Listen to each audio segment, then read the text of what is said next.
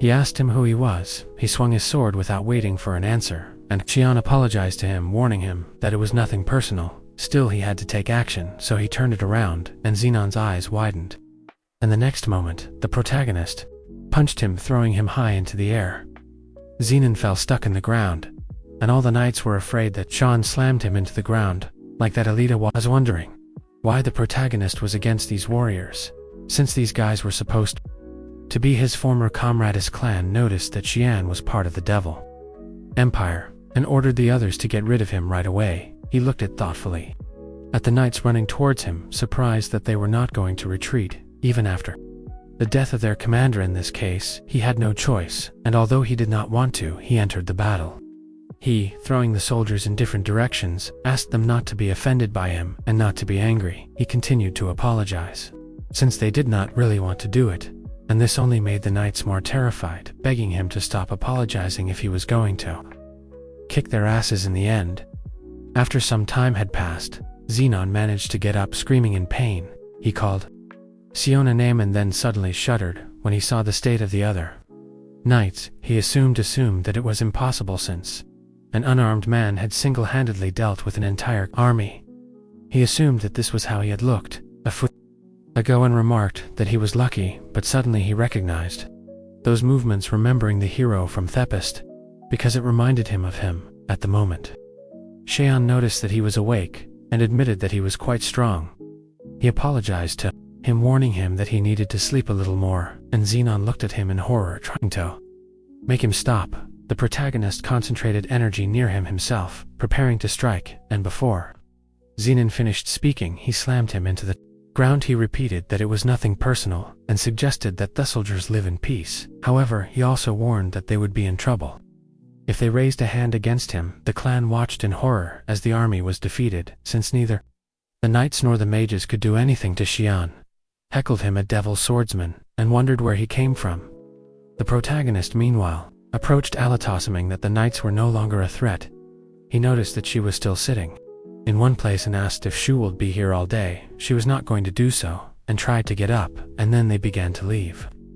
Together, the clan realized that the mission had failed, and noticed that Xenon had been defeated. They had to retreat, and he ordered their remaining knights to take care of the bodies of the dead. However, no one died, and the knights were simply stuck in the ground. This only made the clan more amazed, certain that such a thing could not be. It seemed impossible to him. Thather were no casual in this fierce battle, and he did not understand what just happened. After some time had passed, Sedand, Xian and Alita had gone deeper into the forest. The protagonist finally announced that the knights would not find them here. He felt relieved, as he didn't want the knights to follow him.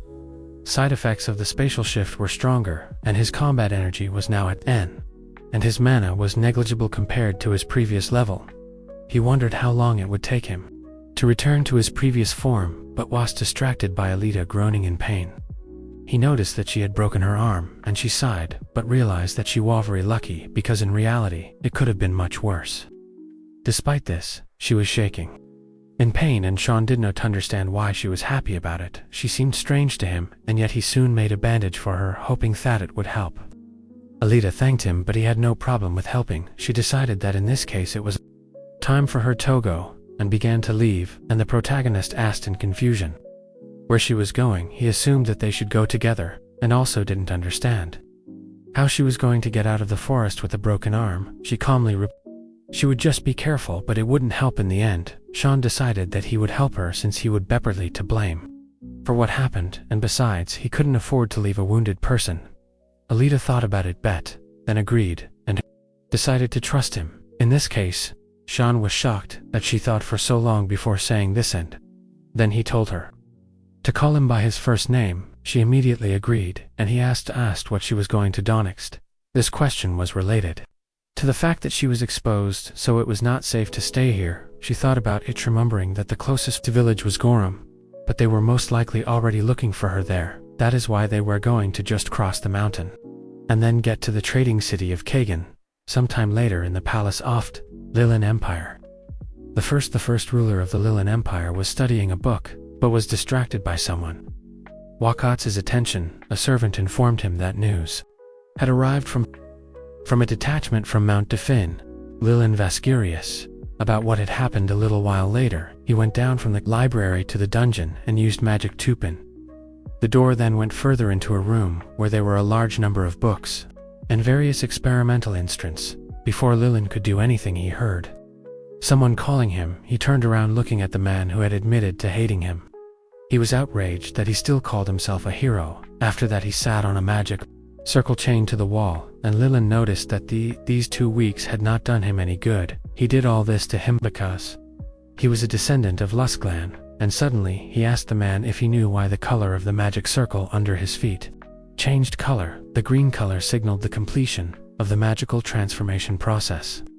The man felt sorry for Lilin's subjects, but he felt sorry for someone else, namely the one who was about out to lose his heart. The man froze in fear, not understanding what was happening, and the next moment, Lil Stein tore the heart out of his chest. After that, he burned it, but realized that it was not enough. Gathering power from distant relatives was almost meaningless, because it was not enough to break the spatial barriers, as he thought he needed a closer relative of Thimperer. And he remembered that his assistants told him that the mission had failed.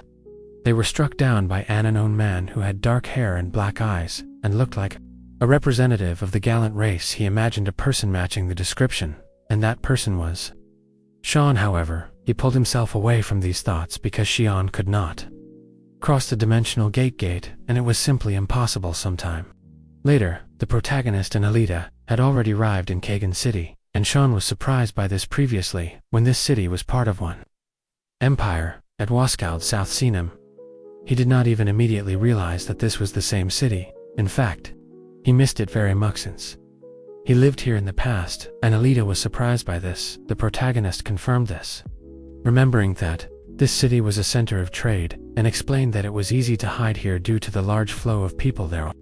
Also, a race of Jin and its representatives were very similar to Northern Asians. She did not understand what he was talking about, and then assumed that the rumors about imitators were true. She realized that he was talking about the Empress's power of 1,000 forms. This ability allowed you to use combat energy to change your appearance. Even the slightest change was able to make a person look like someone else. This unique skill belonged to Empress Lina, as well as stealth. Xian noted with displeasure that it was he who invented this skill and taught it Tolva. He offered to teach this to Alita too, since it would make it easy for her to hide, but she had no reason to ask for his help, and he reminded her that they had become closer. Still, he did not continue this conversation, and offer Rito find a place to stay. In fact, Alita would like to learn this skill, since she saw John completely differently. A little later, the protagonist brought her to one of the places where she could spend the night and asked her opinion about it. She said that he knew this inn, and he explained that this was not so. So since there used to be no building there, but a gallows. Alita was horrified when she heard this, and Chan imagined this gallows.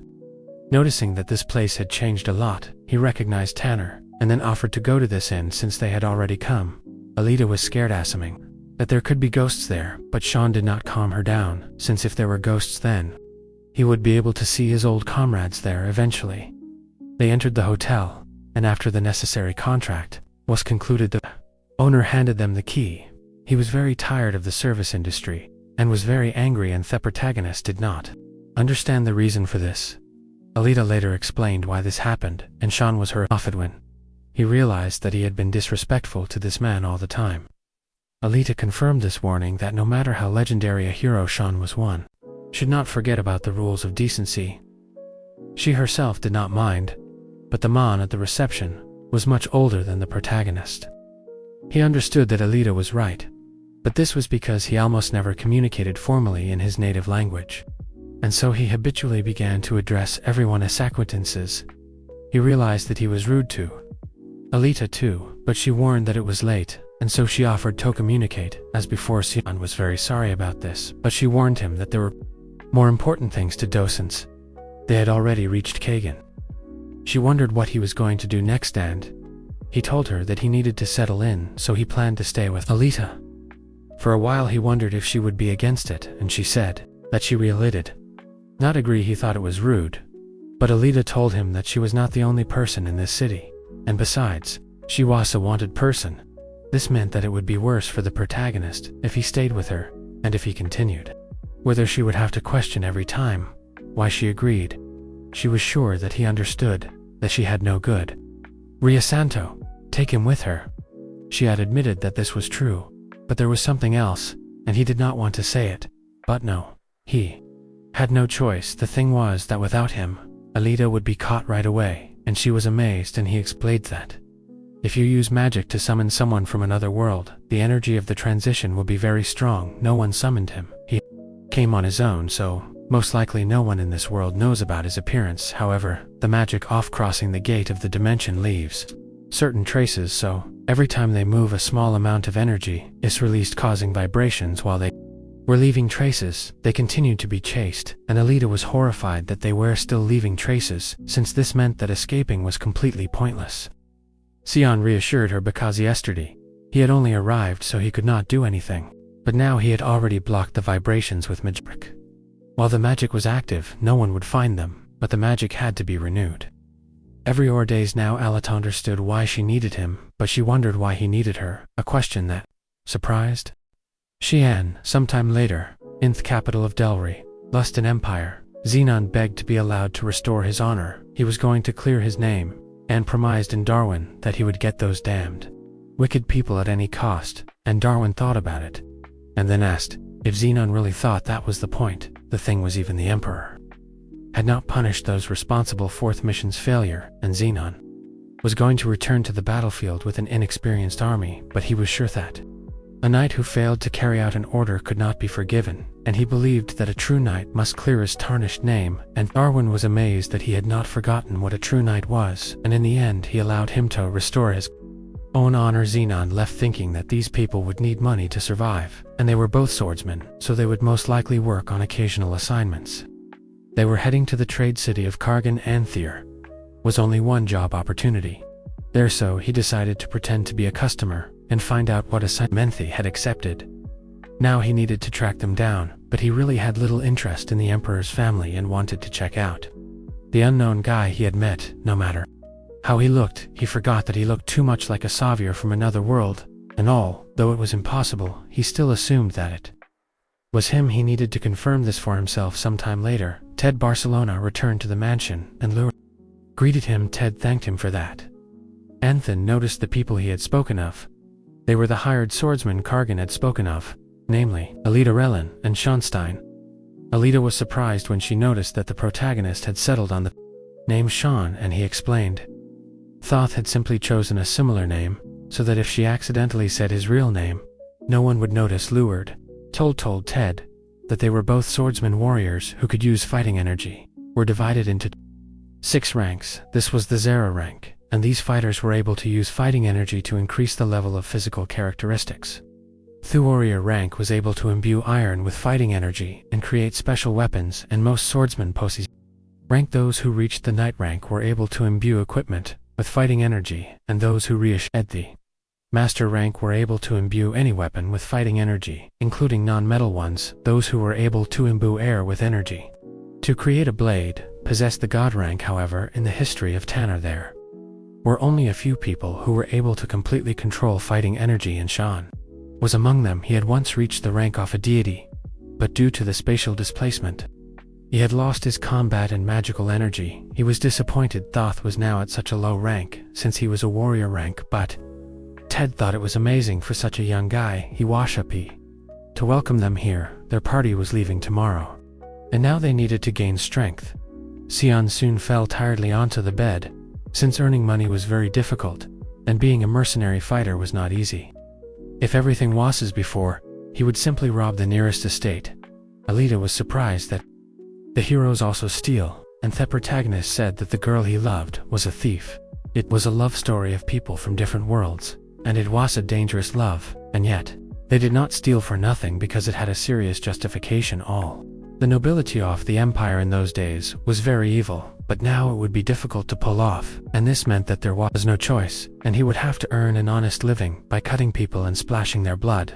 Alita warned that people would think differently if they heard this wording, and Sun, meanwhile, thought about the assignment, assuming that there was some kind of monster there. This was indeed the case, because a pack of Ignis wolves formed near Barcelon. The detachment was already being assembled, but they did not succeed due to a lack of fighters, and therefore was decided to hire IND dependent swordsman. The protagonist hadn't seen fire-spitting wolves in a long time and remembered that years ago, the first monsters he had to face were also these wolves, and he and his friends had driven them out of the forest. When he thought about his friends, his thoughts flashed back to their last moment together, when they had pushed him out of this world, into the portal. He frowned, but he shook off these thoughts, assuming that this task would be just the right time to warm up, and he would just gain some fighting energy.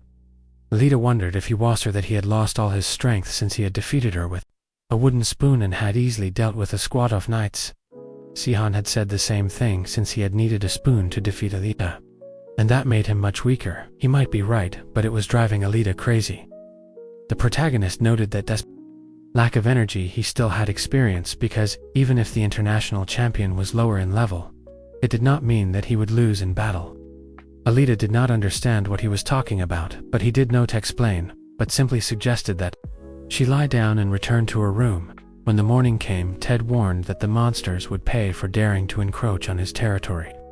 He told the monsters to attack if they were not afraid, and promised that he would defeat them all with his own hands. The knights supported him, and Sion watched this with displeasure. Ted was covered in iron from head to toe, and against the ignis wolves, it was useless. This equipment was very heavy, and the protagonist noted that the knights had not changed at all since Ethan. Elle did not answer him, and he was interested in the condition of her hand thanks to the fighting energy. She felt much better, and Sean was glad to hear this, and then ordered her to prepare for battle. She was surprised, and Hicks, that he smelled a sulfurous odor at that moment. One of the men was distracted by a rustling sound, and then her screamed as a monster jumped out of the bushes. Ted ordered everyone to stop and prepare for an attack, as it was a pack of ignis wolves. The monsters were coming at them, and Ted ordered them to approach, as their flame were nothing against the knight's blade. As soon as he finished speaking, the monster struck him, and he fell, and Sion explained that this was why it was necessary to remove the armor, as it was necessary to dodge. In this case, he did not understand how Theblade would help Ted, if he even chose the wrong equipment. The rest of the warriors, meanwhile, entered the fight with the wolves, telling each other not to run away, as they were bound to win due to the fact that this time they had hired swordsmen with them. Sean had already destroyed one of the wolves by this time, but he realized that Thea's people were weaker than he thought. He could have dealt with the entire pack on his own, but he wasn't going to do it because it would have attracted too much attention. It seemed incredible to him that these people actually needed help against such monsters. The knights were running away because they had noticed a slightly different creature. They soon realized that it was the leader of the Ignan wolves, and Sean noticed that this was the main thing here.